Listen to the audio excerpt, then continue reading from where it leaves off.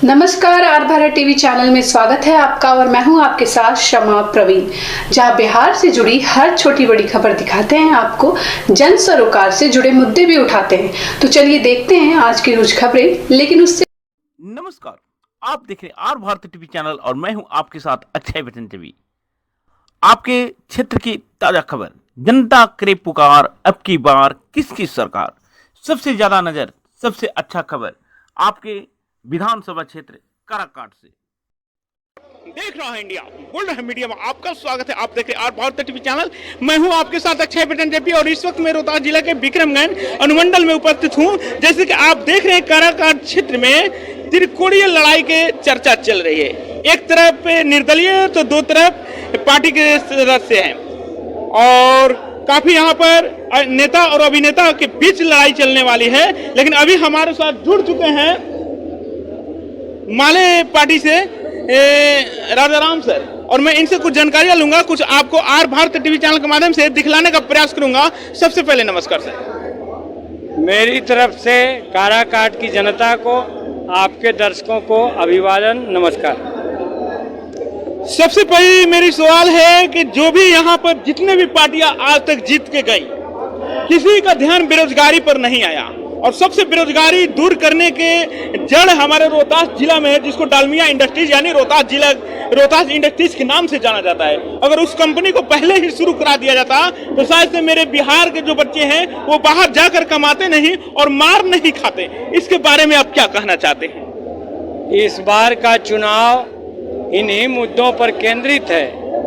देश के नौजवानों ने, जिसमें काराकाट के नौजवान सबसे आगे हैं, उन्होंने रोजगार के सवाल को, सम्मानजनक रोजगार के सवाल को पकड़ लिया है और इसके लिए वो चाहते हैं कि मोदी सरकार जाए और इंडिया गठबंधन की सरकार आए। क्योंकि उन्होंने देखा है कि 17 महीने की महागठबंधन की सरकार में उन्हें 4.5 लाख 5 लाख नौकरियां मिली। इसलिए उनको भरोसा है कि अगर दिल्ली में इंडिया गठबंधन की सरकार बनती है तो हमारी बेरोजगारी कुछ कम होगी। अभी काफी चर्चा में यहाँ पर निर्दलीय उम्मीदवार की चर्चा हर जगहों पर हो रही है और जहां तक देखा जा रहा है कि 3 उम्मीदवार यहाँ पर हैं, एक अभिनेता है और 2 नेता हैं। क्या देश को चलाने के लिए नेता की जरूरत है या अभिनेता की जरूरत है? सबके अलग अलग योगदान है। नेताओं का अपना योगदान है, अभिनेताओं का अपना योगदान है। हमें कलाकारों की, कला की भी जरूरत है, लेकिन वो उसी जगह पर जरूरत है। इसलिए मैं कह रहा हूं कि दोनों की अपनी अपनी भूमिका है। अगर मान लीजिए काराकाट क्षेत्र की जनता ने आपको, आपके माथे पे अगर जीत के ताज पहना ही दिया तो आप इस काराकाट क्षेत्र के राज को किस तरह से संभालेंगे? देखिए, ये बहुत ऐतिहासिक धरती है। इस पार में यही शाहाबाद है जहां पर वीर कुंवर सिंह की तलवार चमका करती थी। यही शाहाबाद है जिसने 1857 की लड़ाई में बड़ी भूमिका निभाई है। उधर बुद्ध की धरती है मगध, जहां पर बुद्ध ने चहलकदमियां की हैं और मोदी जी बुद्ध के इस देश में हिटलर की विचारधारा को थोप देना चाहते हैं। इसलिए यहाँ की जनता ने मन बना लिया है कि हम इनको खारिज करेंगे, इनको गद्दी से बाहर करेंगे। बिल्कुल सर ने जानकारी दिया और बने रहिए मेरे साथ। अब की बार जनता के हाथ किसके है साथ ठीक पता चलेगा जब ईवीएम का बटन दबेगा और जब ईवीएम का पट खुलेगा। बने रहिए मेरे साथ, मैं लगातार अपडेटिंग आपको दिखलाते रहूंगा। आज तक के लिए इतना ही, फिर नया नोटिफिकेशन लेकर मैं फिर आपके साथ हाजिर होऊंगा। तब तक के लिए नमस्कार, जय हिंद, जय भारत। प्रोफेसर रामचंद्र कुमार नटराज, प्रदेश उपाध्यक्ष, अनुसूचित जाति प्रकोष्ठ, राष्ट्रीय जनता दल बिहार।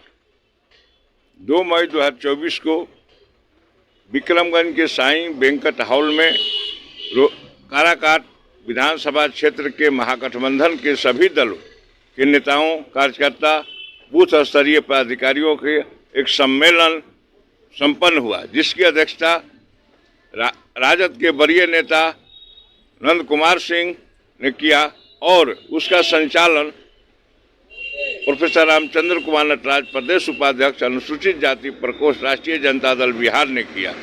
इस बूथ स्तरीय, जिला स्तरीय, राज्य स्तरीय कार्यकर्ता समागम में सभी नेताओं ने एक स्वर से महागठबंधन के प्रत्याशी कमरेड राजाराम सिंह को अधिक से अधिक मतों से जिताने की अपील की। आज का युवा, आज का छात्र, आज का नौजवान, आज के किसान, ये सभी लोगों ने मन बना लिया है कि मोदी सरकार कारपोरेट घरानों की सरकार है।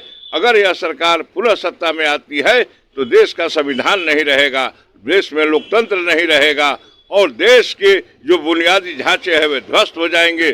सरकारी जितने भी कंपनियां हैं एक एक करके सबको उन्होंने बेचने का काम किया है और आगे वो बेचने का काम करेंगे। देश में जो आरक्षण था उस आरक्षण को समाप्त करने की दिशा में यह कार्रवाई हो रही है, क्योंकि राष्ट्रीय संस्थानों को जो बिक्री हो जाएगी, निजी संस्थान होंगे तो उसमें आरक्षण नहीं होगा, इसलिए आरक्षण को समाप्त करना है। और जो किसानों के विपक्ष में जो बिल लाया गया था, किसानों को खेती बाड़ी को कारपोरेट घरानों को देने की बात कही गई थी, भले ही उसे ठंडे बस्ते में डाल दिया गया।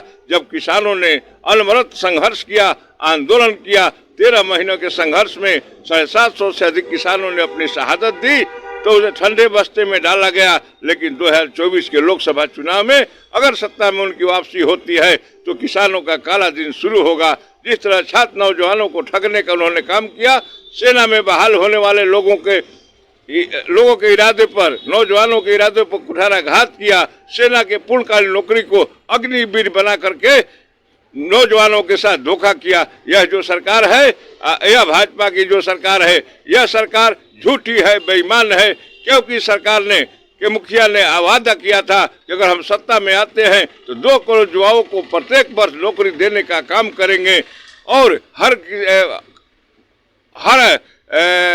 भारतीय नागरिक के बैंक खाते में 15 लाख रुपया देने का काम करेंगे। लेकिन इन्होंने इसे जुमला करा दिया। इसलिए जो मोदी जी के वादे हैं वे झूठे हैं और वे जो भी कहते हैं वे करते नहीं हैं, बल्कि जनता को गुमराह करते हैं। इसलिए पूरे हिंदुस्तान में एक लहर चल रही है और वह लहर है कि भाजपा हराओ, देश बचाओ, महागठबंधन की सरकार बनाओ। और यहाँ पर कामरेड राजाराम सिंह के पक्ष में एक तरह से तूफान खड़ा हुआ है। महागठबंधन के सभी दलों के नेता लगे हुए हैं कि हर हाल में हमें काराकाट लोकसभा